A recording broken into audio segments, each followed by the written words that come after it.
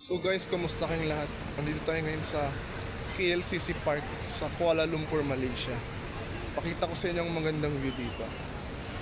Malaki tong park na to . Akala namin nung una maliit lang, pero hindi pala, malaki to. Simula doon hanggang dito yan.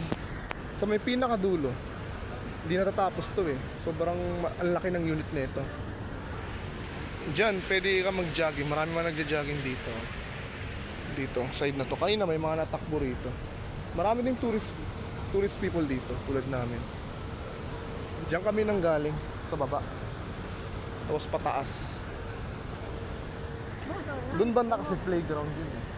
Tapos swimming pool ng mga bata. Ang masasabi ko sa inyo, punta kayo dito. The best to. 5-star park ito ng Malaysia.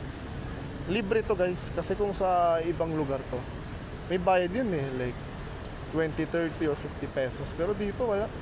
Libre lahat to. Mas maganda rin pag gabi ka dito pupunta. Kasi maganda yung view .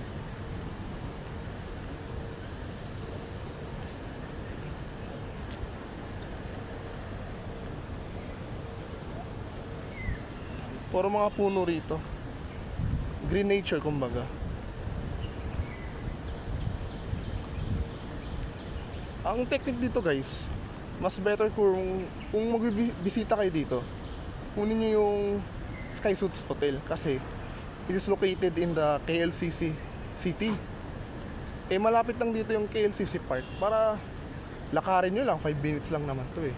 Para yung bayad nyo sa transportation, hindi nyo na kailangan, di ba? Para ibulsa nyo na lang yun. Gamitin nyo lang sa ibang bagay, like bibili kayo ng pasalubong or whatsoever, or like kakain kayo. Pero mga buildings dito.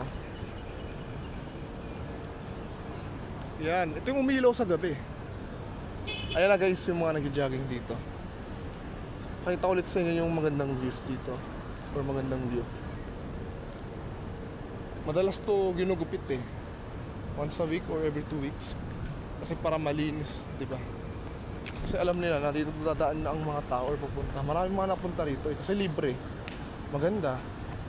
Saan ka pupunta, di ba? Libre na nga, alangan nang gagastos ka, pupunta ka pa sa ibang mga lugar. May mga ibang lugar na hindi naman ganun kaganda, pero may bayad, di ba? Or mahal pa nga .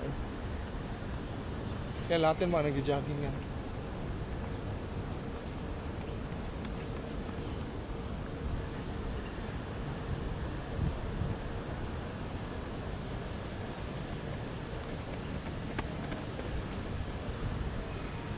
Marami din mga Pilipinos dito guys.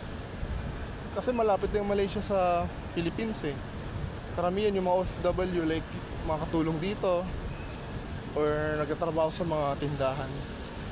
So that's all for today's vlog. Goodbye. See you again next day.